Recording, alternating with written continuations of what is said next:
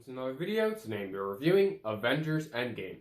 This one came out in 2019 and was of course directed by the Russo brothers and stars Robert Downey Jr. and Chris Evans. Now before we start, hit that like button, subscribe to the post notification bell so you can get notified for every video. Let's just start. Let's start talking about the good.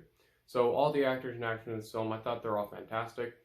And just like the previous film, there is a whole lot of characters in this film. Of course, you have the 6 original Avengers and a whole bunch of characters. I think everyone did a fantastic job in this film. Everyone who was on screen and who actually got to interact with other characters, I thought they're all entertaining. The sequences in this film, again, are hilarious. There are a lot of hilarious sequences in this film, especially when you have, of course, Fat Thor, which I'm not a big fan of. Wish they didn't go that route, but oh well. It was funny though. It was funny. Hulk, now he wears t-shirts and people are not afraid of him anymore, which I love that about it because it sort of shifts from Avengers Age of Ultron, where everyone did not like Hulk. They're all terrified of him.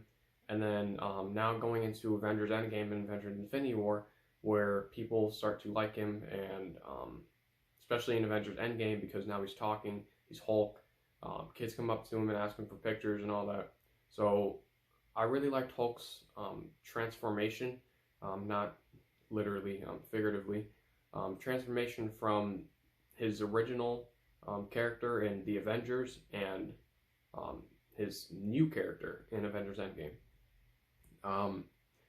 This film has some of the most heartbreaking sequences of any Marvel film. If you thought that the ending of Infinity War was heartbreaking, wait till you get to this film. This film, for me, I found 2 death sequences way more impactful than the death sequences at the end of Infinity War, because of course everyone knew that they were not going to actually die, because Marvel of course plans everything out, and obviously they have a whole bunch of movies left, and all those characters that died in Infinity War, most of them have sequels, so of course they're not really dead. But this one, the death sequences are very emotional because it may look like they are actually real. Of course, if you haven't seen Avengers Endgame, watch it. And spoilers right now. So, Iron Man, of course, dies, and that was one of the most emotional sequences of the entire film. I was crying during that sequence because it's Iron Man, you know. He started off the Marvel Cinematic Universe, and since 2008, so 11 years into the Marvel Cinematic Universe, and then he dies by sacrificing himself for the universe. And that's what I really liked about Tony Stark's arc, is that you see, it sort of foreshadows his death in the Avengers. Because in the Avengers, he sacrificed himself by taking the bomb up to into the portal in the Avengers, and then now in Avengers Endgame, he actually does sacrifice himself, and he dies as a result. But millions of people are saved. So I really liked Tony Stark's arc in this film. The sequences in this film are some of the best sequences out of the entire Marvel Cinematic Universe. Whether you're talking about Captain America wielding Mjolnir, or the biggest, one of the biggest final battles of any film, the Avengers Assemble sequence, which is one of the most, one of the best payoffs in any film that I've ever seen.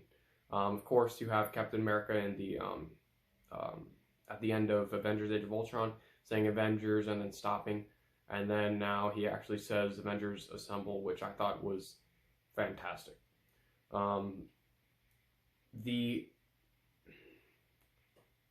There is a battle sequence, or an action sequence in the 3rd act of the film between the original 3, well, I call them the original 3, well, the big 3, versus Thanos. Of course, I'm talking about Iron Man, Captain America, and Thor versus Thanos. That sequence is shot perfectly. It was fantastic. It was entertaining, and it was awesome. And the final battle of this film which is by far one of the longest third acts that I've ever seen. Um, I think it starts off from, because this film is 3 hours and 2 minutes or whatever. I think it starts off like at the 2 hour 20 mark or whatever, and it's long, but it's epic and very very very entertaining. And also, you have a lot of character moments within this film. Whether you're talking about Iron Man's sacrifice, like I mentioned earlier, whether you're talking about Thor saying that he wants to do something good for once in his life, or whether you're talking about Captain America wielding Mjolnir, or whether you're talking about Black Widow's sacrifice, there are a lot of big, big, big moments in this film, and I really like that because this film um,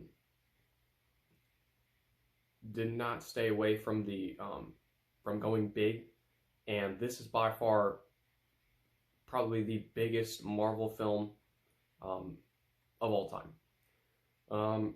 That's about it. There's nothing bad about this film. Avengers Endgame is easily one of the best conclusions to any franchise, and I highly recommend it, and I'm going to give Avengers Endgame an A. Thank you for watching. Don't forget to hit that like button, subscribe to the post notification bell so you can get notified for every video. I'm Peter. Thank you for watching.